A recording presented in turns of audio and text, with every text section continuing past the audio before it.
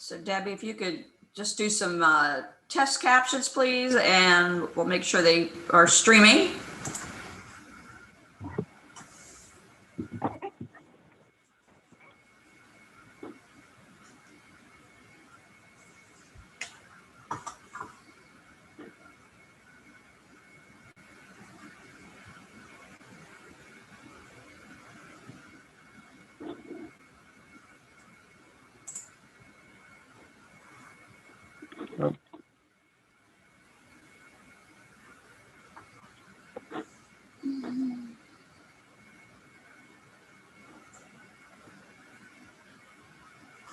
Okay, looks good. Okay, thanks. Let me Becky, do you want to make me host? Yep.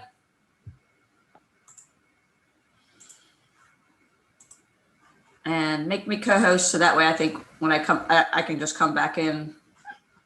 Yeah. Co-host. All righty. Awesome. Okay. Looking good. Thank you. All right. So you'll be back like in report around 10 to 10. Yeah, I'll yeah, 9:45-ish. Okay. Thank you. All right.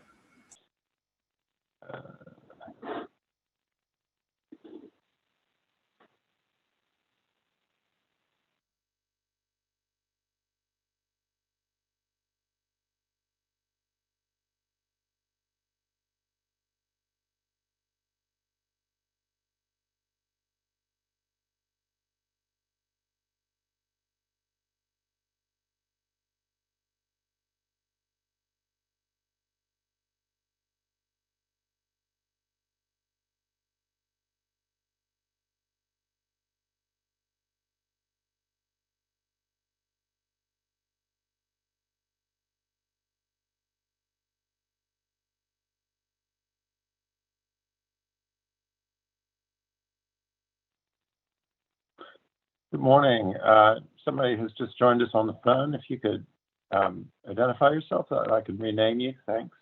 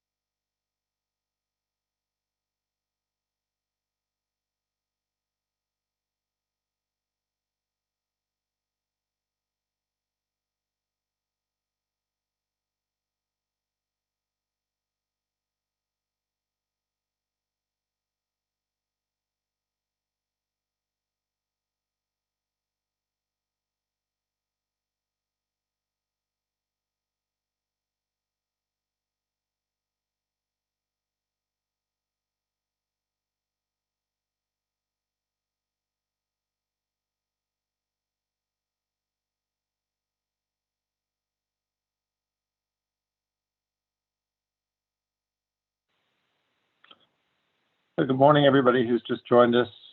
Looks like everyone is here except Carol, so we'll just give her a minute since she's the chair.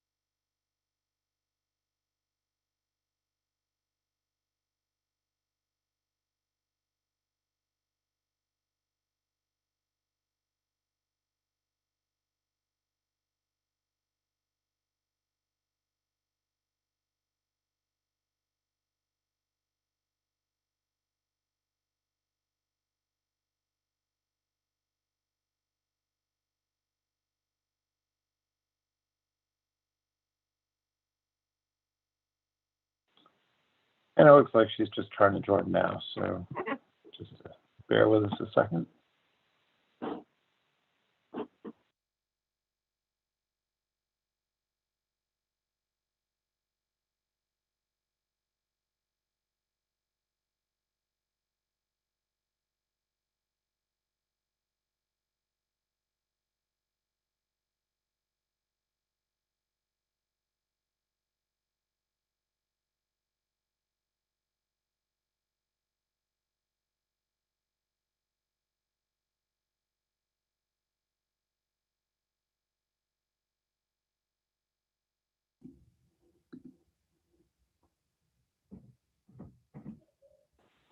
Okay, looks like everybody's here. Good morning, everybody. This is the inaugural BERFIS work group meeting of the Alzheimer's Disease and Related Disorders Commission. I'll just do a quick housekeeping announcements, and then I'll turn it over to Carol Manning, our chair. Let's see. So due to the active state of emergency, this is an electronic meeting pursuant to item 4-0.01 of the 2020 Appropriation Act. Meeting notice has been provided. The meeting is being recorded and minutes are being taken. All votes will be conducted via a roll call of voting members. Meeting materials are posted under the Alzheimer's Disease and Related Disorders Commission's quarterly meeting tab on the DARS website. Members of the public are able to live stream this meeting via the DARS YouTube page. Please be advised that if the live stream is interrupted, we will need to pause the meeting until it's restored. Public comment will be accepted by email or phone to my attention. Public comments that were received by yesterday, March 8th, 2021, will be read or, if lengthy, summarized during the meeting when we reach that agenda item. I'm going to skip through the Zoom control since I figure we've all had plenty of practice with those now, unless anybody would like me to. Okay, hearing none. Just to remind you, please don't use the chat except for technical issues, since the chat feature is not available to the public. You can view real-time captioning of today's meeting by clicking on the CC button on your menu bar and selecting Show Subtitles. The YouTube streaming will automatically include the captioning. For any votes, we will do a roll call. I don't believe we have any planned today, so skip that. I'd like to thank the DARS video teleconferencing team and the DARS communication team for making this electronic meeting possible. I'll do a quick roll call to confirm attendance in no particular order.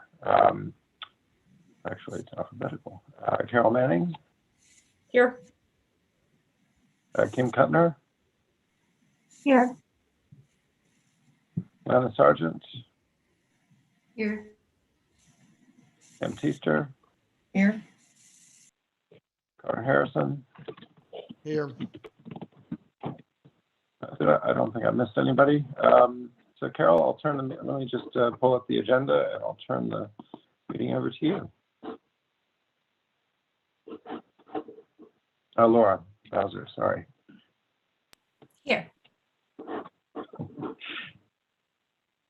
easier when I can see everybody.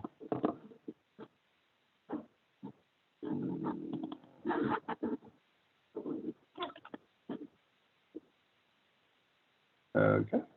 Everybody see the agenda all right? No, it says you started screen sharing, but does anyone else see the, oh, there we go. Okay, Okay. great. Thank you. Over to you, Carol.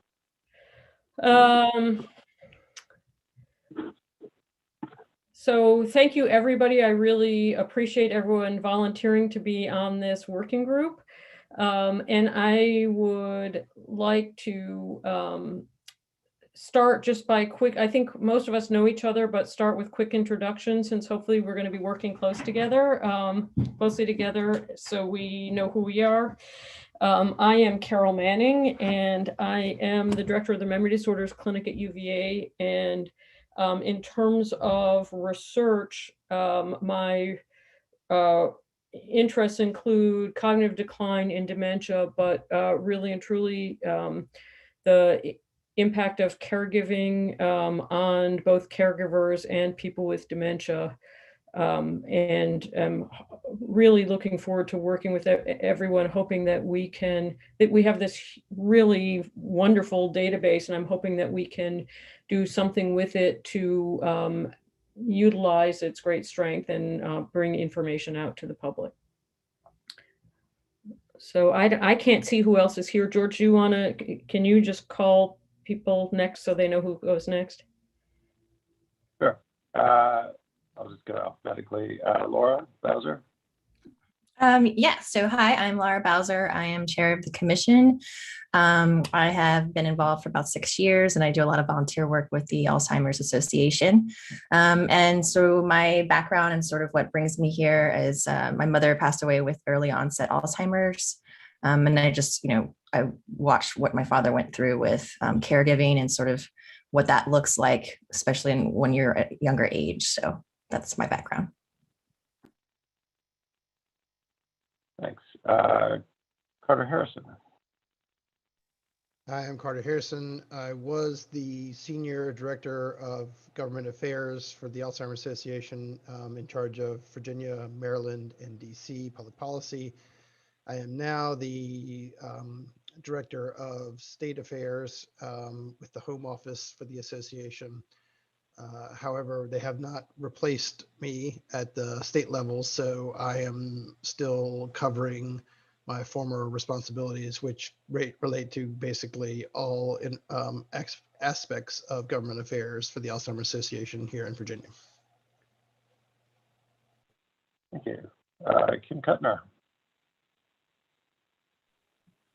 Hi, I was introduced to dementia when I was 14, experiencing my grandfather going into a facility eventually and passing there. And that spurred my career, volunteering at age 15, and then going into nursing home administration, and now community-based care management, and also research and using skills from my master's of public health in evaluation as well. So hopefully I'll get to use some of those skills to do good with this team. Great, thank you. Lana Sargent. Hi, everyone. I'm Lana Sargent. I am vice chair in the commission and also an assistant professor at the school, VCU School of Nursing, and I have a clinical practice at VCUHS. Both a personal and professional connection with Alzheimer's. Do quite a bit of my research around dementia, dementia-related disorders, and then also watched several of my family members, struggle with dementia.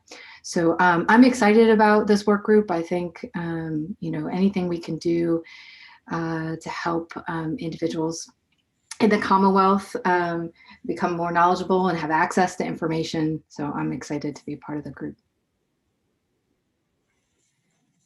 And Pam Teaster. Hi, I'm Pam Teaster. I'm a professor and the director of the Center for Gerontology at Virginia Tech. I have faculty appointments with the College of Medicine. I'm trying to switch up my introduction a little bit so you all stay on your toes. And I am, my bulk of my work has been on surrogate decision making for individuals. Often they are persons with dementia or other reasons that prevent them from being able to make decisions about their person, their property, or both. I do a lot of work in public policy, and most pertinent to right now, which is the thing. I also work on end-of-life decision-making, but pertinent to right now, it looks like I'm 3 months to finishing a master's in bioethics. And it will feel good to exit this formal student status again. It's a lot of work with your day job and your family.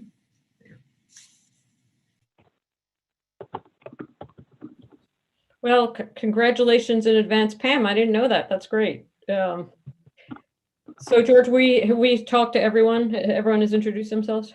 Yeah. Great. Yeah. Okay. So next, I think we have to adopt the agenda, correct?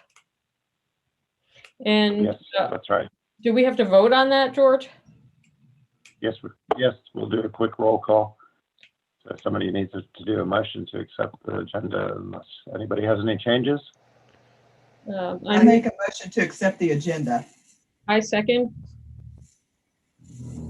Okay, we'll do a quick roll call. I'll do it alphabetically. Laura Bowser. Yay. Kim Kuttner. Yay. Alphabetically. Carter Harrison. Aye. Carol Manning. Yay. Emma Sargent. Yay. Pam Teester. Yes. The ayes have it. The agenda is adopted as presented.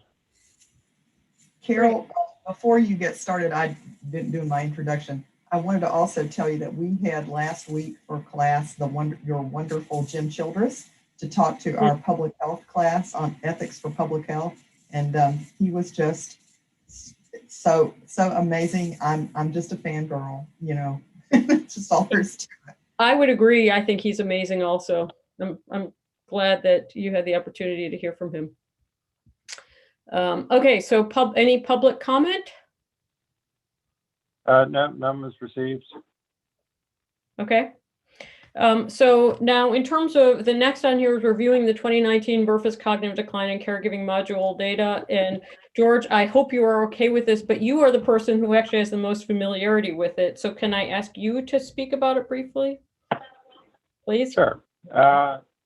Absolutely. So I'm just going to give you a quick rundown of both modules, and then if you're happy, I can share some of the slides from the webinar series that the CDC did over the last few weeks on both modules that might give some ideas to kickstart the group discussion. Does that sound good, Carol? That sounds great, George. Okay. So I'll start with the cognitive decline module.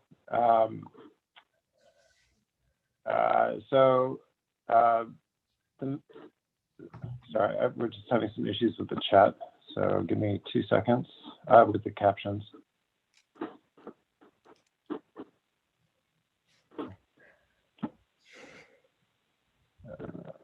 And George, is there any way to make that a little bit bigger, please? Yeah, I can do that. That would be great. Thank you.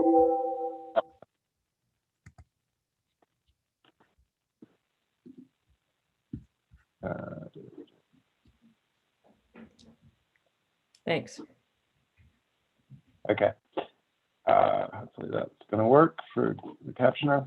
Okay, so the main number here is the percent of people over the age 45 who reported subjective cognitive decline. That's memory loss that's getting worse over the last 12 months, self-perceived. That rose from 8.9% in 2015 to 9.5% in 2019. So that's nearly 1 in 10 people over age 45. The weighted count of just under 300,000 for the state of Virginia.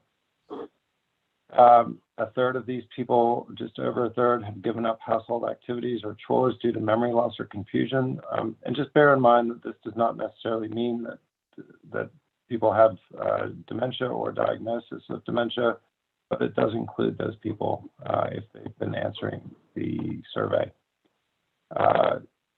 just under a third of these people need assistance with day-to-day activities, and more than 8 in 10 received help with day-to-day activities due to memory loss or confusion. Most of these numbers are really not that much change from 2015.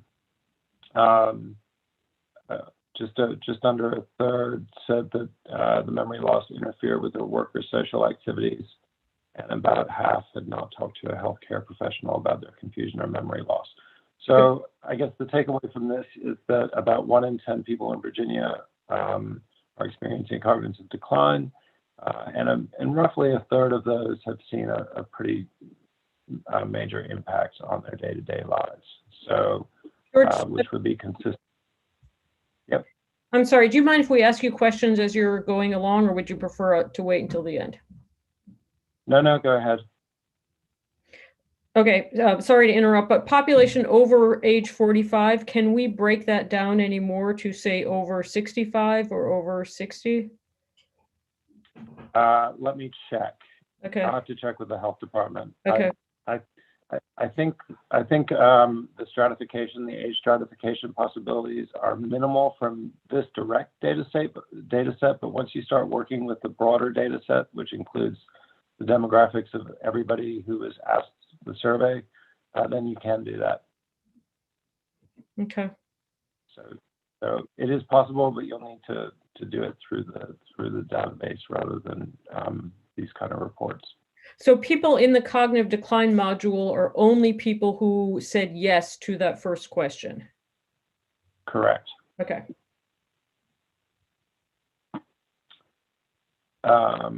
Any other questions about that before I skip to the caregiver? George, I have a question. It seems to me that if 84% need to receive help with daily activities, that you're talking about folks that are probably fairly cognitively have fairly serious cognitive issues, I would think. I mean, we're not. I see it says chores. That number is much less, but I'm probably thinking ADLs, and that's probably what's throwing me off there. But it just feels like if there are that many of them that need that much help, that they seem to be perhaps more impaired than just mild or subjective cognitive decline would imply. Yes. So Carter, speaking to that, from what I gathered from the webinars, that question number 4, and I can go back and dig a little deeper, but that question number 4 is really any kind of assistance. So it could be getting a ride. It could be having somebody mow your lawn. So it's a very broad question. I think the ones that we probably want to focus on in terms of impact, with stronger impact from the cognitive decline, would be questions 3 and 5. And George, it is the individual who is filling this out about him or herself, or the caregiver who's Yes. filling it out about the. No, so it's a telephone survey, and they're being asked about themselves. So one of the things we find in clinic is that when you ask our identified patient whether or not they need help with activities of daily living or with chores, they are much more likely to say no than the caregiver will say in terms of help they are providing. So there is, in some ways, I mean, that the number is surprisingly high, and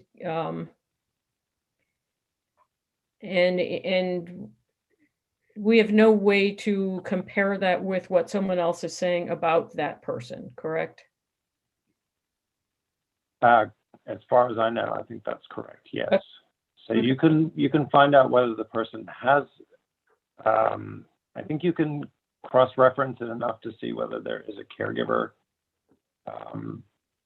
But yeah, you wouldn't be able to do it to that level of detail, as far as I know. And we could cross-reference to see if there is a caregiver, but we would not have information that the caregiver put in about the person with dementia. Yeah. But it might be interesting. Yeah, go ahead. I was just going to say, so if people are impaired enough that they are going to face difficulties answering the survey, they're not going to be included in the survey. So the people will have been discontinued much earlier in the process before they get to this module. Okay. So the fact that almost 88 or 84%, depending on the year, say they received help due to memory loss, it would be interesting in and of itself just to see, do those people have caregivers? And if they don't have caregivers, that's quite surprising. Yeah. And so, as I know, I'm going to keep interrupting you, George, and I encourage other people to do so too, because this is a time we can ask questions to get some ideas on what we want to look at and how we move forward with this. So please ask George questions, and George, you can throw things at us through the screen, but it's just a way to get a sense of the data and where we can go with it. And Carol, Absolutely. and Carol and George and all, while we're sort of cogitating on what we're looking at, let me just ask, what do we want to do with this? And because it probably would guide some of the questions I would ask. I mean, is this, so, I mean, I'm sure this, whatever is the good thing to do, but I know that I'm in the middle of working on abstracts for GSA, so that reminds me of that thing. But there are plenty of things that we could do with this, but my questions might be better directed if I had a sense of maybe at least one direction we might think of taking this. And I would suggest to the group, let's make it the most impactful we can think of for the broadest audience. And, where I would be inclined to think like an academic about this with our standard things we are expected to do, that might not be appropriate for us in this body at the moment. That might be a later. So what would you all, who are much wiser about these things than me, have in mind that you think would be the most impactful thing we could do with these data first off? I like splashes. So Pam, Pam, no, Carol, I was just going to say that might be easier once we get through the short preface slides, the slides from the webinars, because that'll generate some ideas.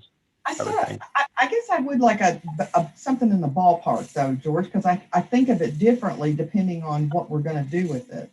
So maybe somebody just give me some, something that gets me in the field at least, because I really look at a set of data and I start thinking my traditional ways. So I was going to respond in the same way that George did, which is to say, I need to know what's in the data before I can think about what questions we can ask. And so my big answer to that, Pam, is I don't know what we can answer that would be most impactful till I know what is available to us. And so that's why I am pestering with all these questions, is I'm trying to understand what is it that we have the data to answer. But I welcome if other people have general ideas at this point, please, that would be great. Go ahead. So Carol, I think I'm going to jump to the slides then from the webinar first, and then we can come back to the data, and maybe that'll help. Okay. So, and Carter, don't be shy. I know you're not, but Carter, don't be shy about some suggestions you might have going along the way too.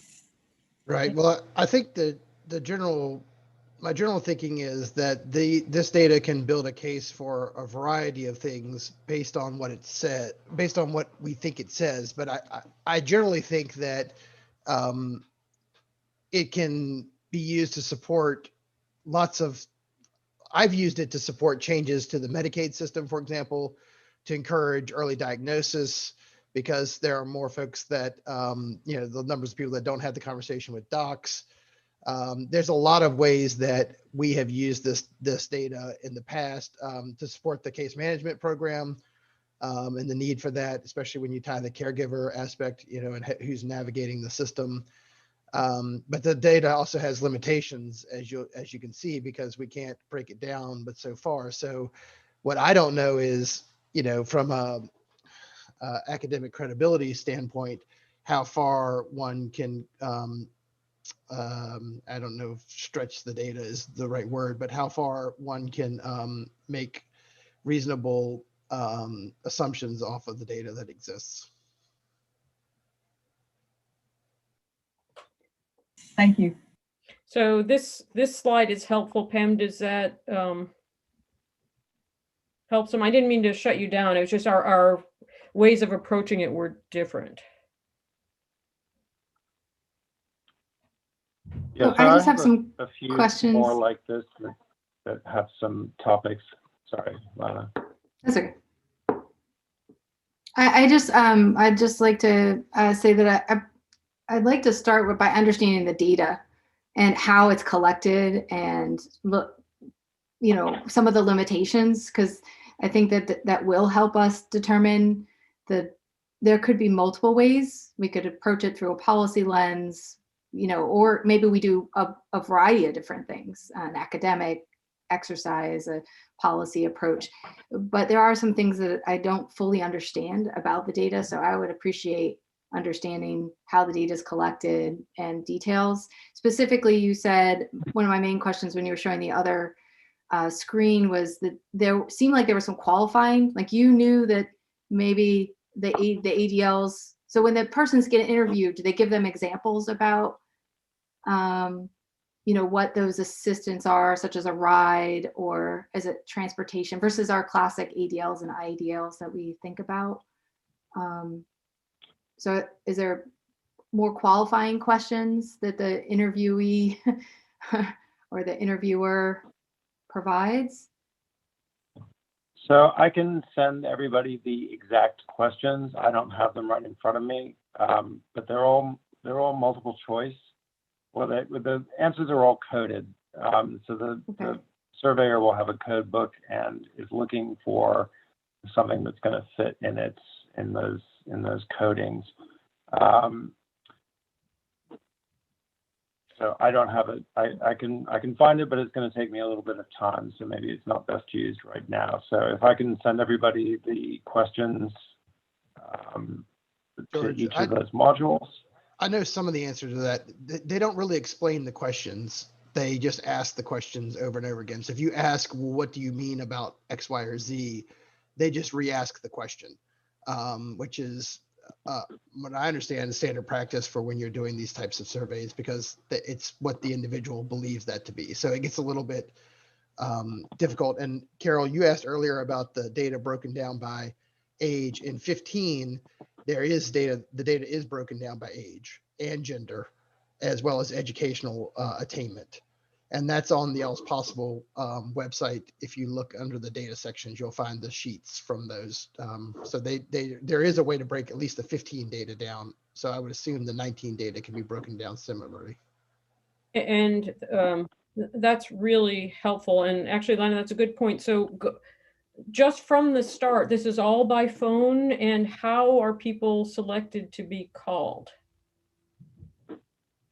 Again, George, if you, it's random, but there's factors that are worked into that. For example, you have to have until recently, you had to have a landline. That was one of the factors. So, but they do everything they can to make it as valid a tool, because this is how, state health department funds are spent, based on the information that's gathered from the BRFSS survey. So, George, I probably butchered that answer, but that's about a good way I could think of to answer it. No, thank you, Carter. And I clearly misspoke earlier, because here I have the age group breakdown that the health department gave me for 2019. So you can see it's broken down. We have breakdown by race, ethnicity, gender, household income, employment, health insurance. So they would have matched these with the other demographic characteristics from the survey.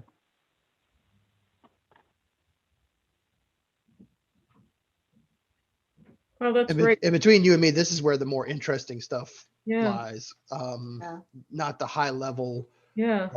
answers to the questions. So that is great. So presumably we have the responses to all of those questions broken down by these demographic characteristics? Or we can get that, is that correct? Yeah, I would think, yeah, yes, you would. So these numbers are pertaining to question 1. So those people self-identifying as with subjective cognitive decline. And so all the other questions would follow from that.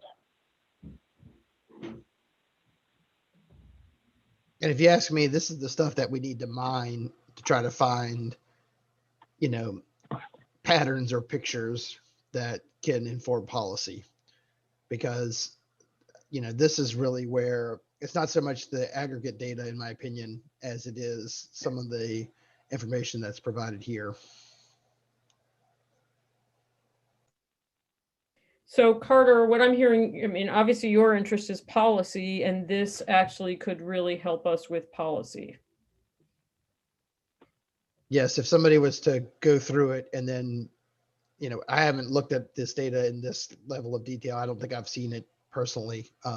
But I think that there may be some things that jump off the page at us or don't, and they may have policy implications.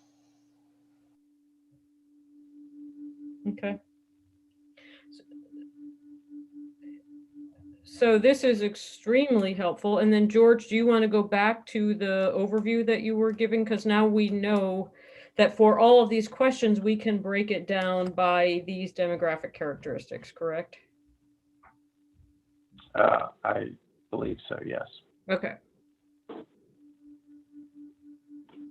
Yeah, I can go back to that. So these were some of the published studies that they had examples of during the webinars. These are some of the this was an example of questions that people were asking through their analysis. And I think they were relating this to the Healthy Brain Initiative.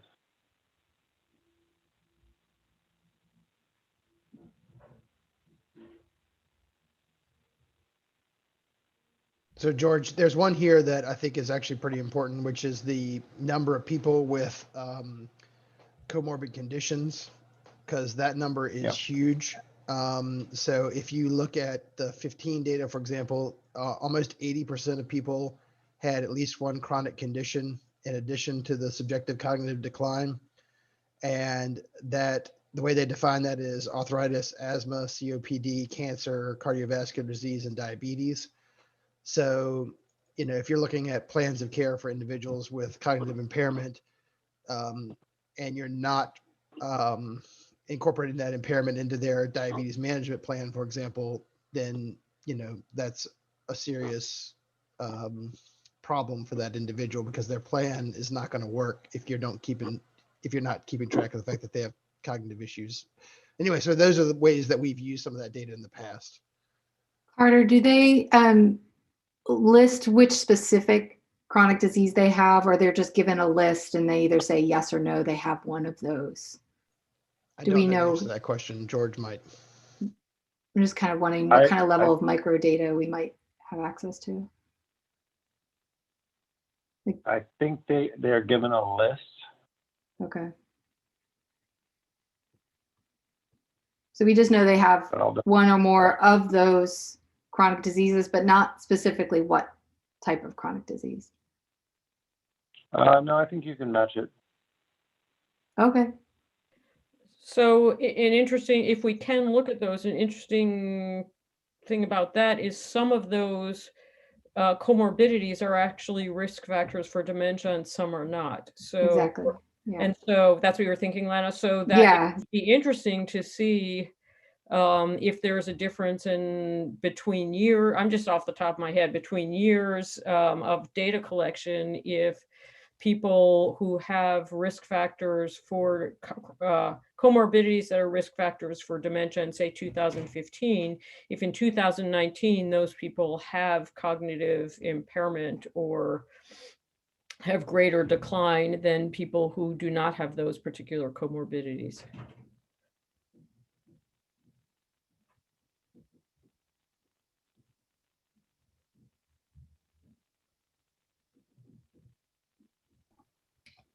George, do we have any data on individuals that might be retaking this assessment versus people that are new? So as Carter said, it's random. I don't know if they can actually screen out people who answered it in both years. Okay, then actually I would just not. Then my statement was incorrect. We do not have longitudinal data, right? We have, so that No. difference between 2015, 2019 only works if you have data from the same people. Yeah, it's cross-sectional. But And how many individuals per year approximately are in this in these data sets? So in Virginia,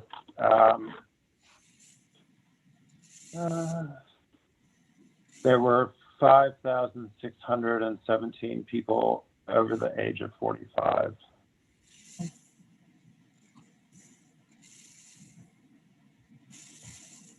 Is that fairly equivalent across years of collection? Pam, I don't have that right in front of me. Okay. Oh wait, sorry. Yes, I do. So that was so there were 5,617 in 2015 and 6,122 over the age of 45 in 2019. So it rose along tandem with the population, I would reckon. And then you probably said this, but what is the year of this most recent set of data? 2019. Okay, so pre-COVID. Yeah. There's something. Yeah, there's definitely something there. Yep. I agree, Pam.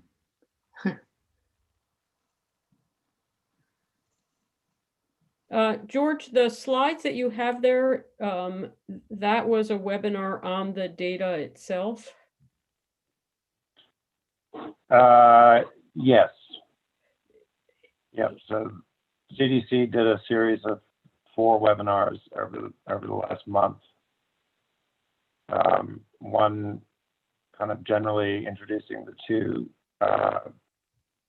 modules and the survey, and then one each for the cognitive decline and one in caregiving, and then a kind of wrap up on these analytical questions that could be examined using the data.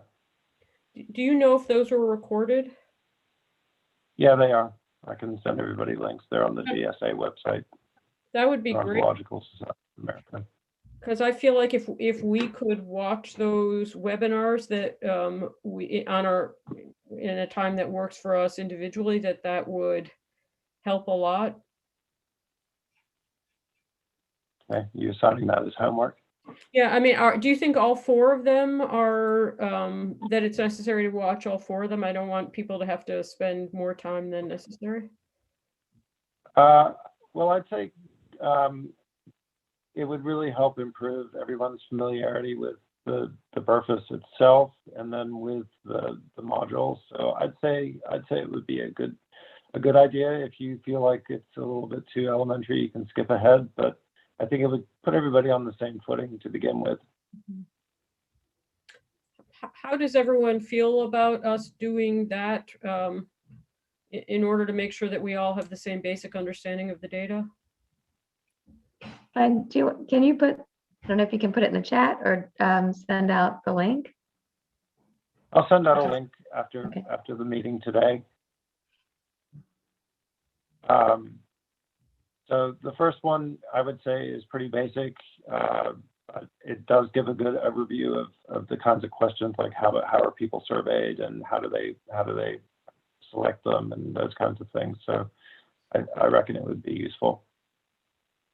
And then they do a question by question go through each of the modules, the optional modules. So yeah, I think it would be useful for everybody. So maybe Carter. So at least the cognitive decline and the caregiving module ones? Yeah, so that's what the webinar series is focused on, those two modules, Oh, I see. Okay. because they're both the ones that are related to the Healthy Brain Initiative. Yeah, and George, you haven't gotten to the caregiver one yet, I don't think, but No. that has more questions in it than the cognitive decline one, cognitive impairment one. So Yeah, I can just show you that briefly. So I think the webinars would be great because it would be really helpful to know how the data was collected and just the scope of the data so that we can ask the most appropriate questions. Yep. You said, can you just reiterate again for me, these are self-report of the individual only. If they're asking about caregiving, they're asking it about from the individual's perspective, right? The caregiver is not necessarily involved in this survey. It's not like a dyad survey. It's not a dyad, so to speak, but if the person could be answering yes to the cognitive decline and could also be a caregiver, could self-report themselves as a caregiver. But they are always answering about themselves, not about the person they're caring for. Well, apart from in the caregiving module, you'll see there are questions about the person that they're providing care for. So, for example, how they're related to that person, what's the main health problem of the person, what sort of. Carol, the answer is they're not answering the question for somebody. They're always answering the question for themselves. Okay, got it. Yeah, thank you. Yeah. So this is interesting. So this is an individual who potentially could be self-reporting some cognitive impairment, but is also a caregiver of someone else. Is that what you're saying? Wow. Yeah, that makes sense. That is meaty. And that will be meatier in 2022. Absolutely. So it seems, we're in interest of time, I want to, it seems like it would be very helpful for us as a group to all have some baseline understanding of the data before we decide what we're going to do with it. And it sounds like a reasonable way to do that is for us to look at these webinars, correct? Yep, that's what I would suggest. Okay. And so if I can, then, can I see the agenda again, George? Sure. Thank you.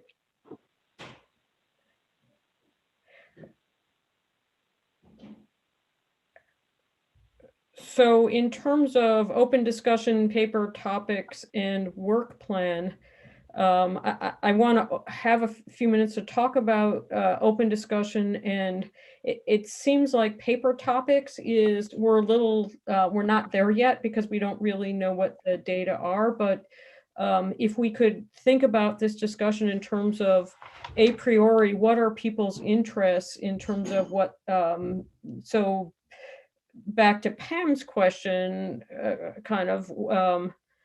and I'm assuming, maybe incorrectly, that Carter's interests are policy, but and my interests are certainly policy, but also I'm particularly interested in the caregivers. And so things that came up just with this are how many of our caregivers actually have cognitive decline or comorbid health conditions themselves. So I would, my interest, which certainly could be swayed, I'm open to a lot, but coming into this, my interest would be trying to understand our caregivers, and so working with those data. And if people don't mind talking about their broad interests at this point, then maybe that will help us going forward.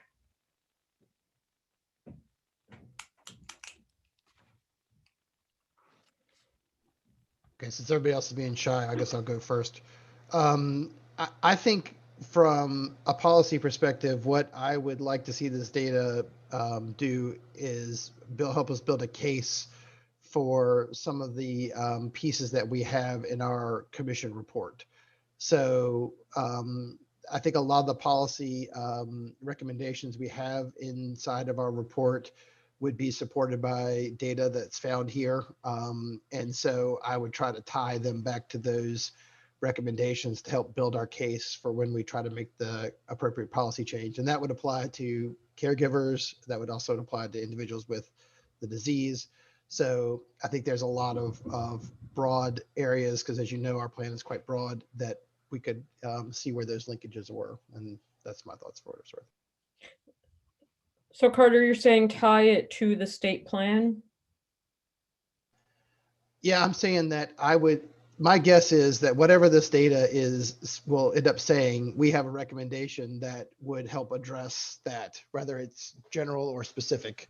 We could make it more specific based on what the data tells us. For example, if we were to discover that there was a certain subset of caregivers that needed more support, then maybe we might want to target a program more to that subset.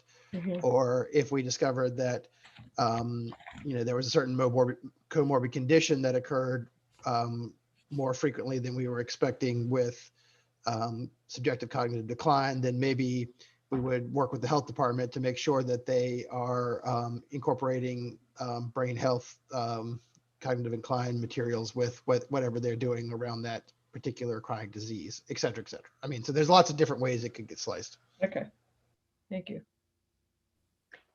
This is Kim from Center for Excellence in Aging. I think we and other agencies would also appreciate published data so that we could use it when applying for funding. It seems like education and support for these individuals would be important. And also, like we had the families together with UVA and Alzheimer's Association, supporting the dyad, the whole family, and understanding what's going on. It's not just the person you think, but the caregiver themselves. Everyone's struggling. Lots of ways to, and also as the center, early detection makes sense, and all this ties into the state plan with education using evidence-based models and early detection, and even narrowing it down to the regions of the state. Who needs what? So publishing data. Yeah, I think I agree with Carter. I really, just personally, would want to use this data from a policy aspect, but I also am interested in learning what is missing from the data that would actually be much more helpful to us. So if we had recommendations of how to splice it going forward, or questions that they aren't asking that would be helpful for future use of the data, I think I'm interested in that. And so if we were to find questions that aren't asked, could we influence what questions are asked next time? So the modules are national, but you can always try and lobby for extra questions for the state itself. It's a very tight survey, and you're probably not going to be successful, but you could. Okay. Carol, I would say that the odds of you influencing a question are pretty close to zero, because they have to be scientifically validated. There's a certain process they have to go through, the question itself. And then they have to be one of the groups that you could pick from. So not only do you have to do that, but you actually have to get it installed in one of the pieces.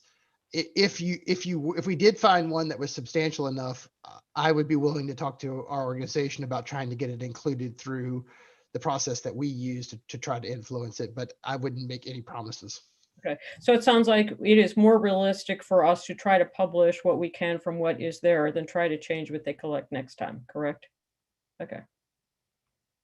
Thanks. I just like to reiterate, I like all the ideas that are happening. I really am interested in the caregiver aspect of things, especially with caregivers who are reporting self-reporting some cognitive impairment. If they have certain, we know that those individuals tend to neglect their care, and they themselves in turn are at higher risk for developing cognitive impairment themselves. The other part I think is really interesting is the lack of reporting. So early detection has a lot to do with them reporting. Even at the DSM-5 criteria is just even a self-report, which is what we're collecting here. So we may not be able to get at the reasons for why they're not communicating with their providers, but just if we could explore the data around that, I think it would be really interesting. You know, the dip, you see that dip of them reporting that they have that they have some cognitive impairment, but yet they're not communicating it out, right? So we can't do anything for them. And so, if we can't get some early detection in there. So I think it would be interesting to explore that angle of things a little bit more to see if we have enough data and can ask some questions of the data for why that might be happening. Because if this is a mechanism for early detection of risk, then how are we connecting the dots then, right? Meaning, Lana, if people are reporting cognitive impairment, are they doing something about it? Yeah, because they're also saying in that same data, they're not talking to anybody about it. Or that they're not telling their provider about it. So they're telling the Burfus data. We do have it. That's really interesting. Okay, yeah. Yeah, I mean, that you can see in the data, they're saying they have some cognitive impairment and they need help. But yet you can see in the trends that there was a period of time where they were connecting with the provider and telling someone, and then you see it drop off. Mm-hmm. Now, we may not be able to get at why that is, but we should at least ask the questions to see. Absolutely. Or even maybe even describe the population that is saying that, in some way to maybe get at some of these questions, like maybe we're not asking. Maybe we do need to ask more questions around that, because they are reporting, right, some cognitive impairment. Yes, they're not talking to anybody about it except for Burfus.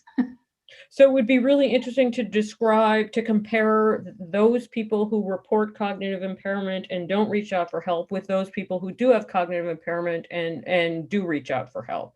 And maybe we can see that there are some differences, and that will help us understand who doesn't reach out for help and how we can help them do that. Right. Yeah. Got it.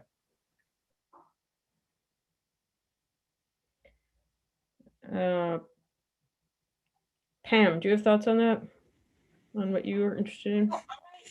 I approach this all somewhat differently because I look at caregiving when it goes bad. When it goes sideways, that's when I'm looking at caregiving. Uh-huh. So I'm thinking of how are they making decisions? The reaching out for help says to me, if they need it and they're not reaching out, who's stepping in or not stepping in? Mm-hmm. So I guess I'm thinking more of who's making decisions about things. Does this track at all with this treatment, exploitation, surrogate decision makers, more health problems? I don't know if I can there's associations to make, but that's sort of where I go with that work. So what are the ramifications of disability or problems that we're seeing? That's sort of where I would head. Okay, so several of us are interested in caregiving in particular. So I already see that is a kind of subgroup or a particular focus that we can go with. I know, George, we have to go, right? Because we have our next meeting. Can we set up a next meeting date by which time people will at least have listened to, have watched the caregiving module and then the first one? Does that make sense? And if you can do all of them, great. Yeah, if you want to give me a rough timeline, I can send out a doodle poll will it take 2 weeks, 3 weeks to do that? I would say at least 3 weeks with everything, and we're talking about a lot of modules. I was going to say 3 or 4 weeks, but 3 weeks, does that seem reasonable to people? So should aim for maybe the first week of April. Sounds good. Okay. So I'll send out a doodle poll and the links to the webinar. So if everybody can make sure you can access those. If you can't, let me know and answer the doodle poll, and we'll get that lined up.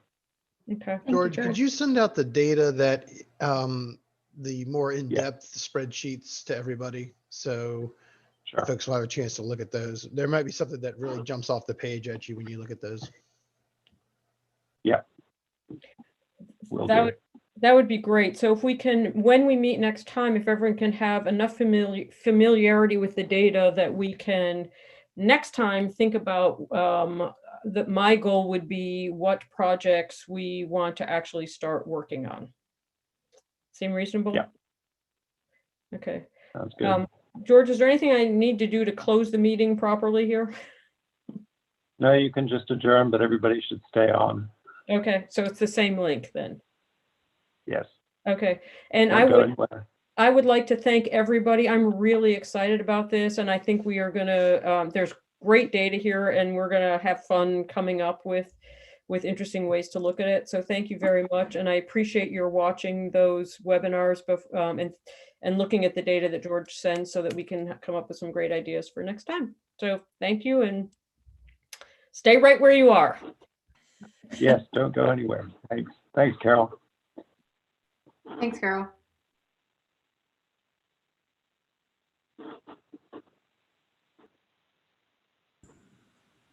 All right, George, you're gonna stop the live stream? Yeah, if you can. You can. I have no power here, so. Whoops.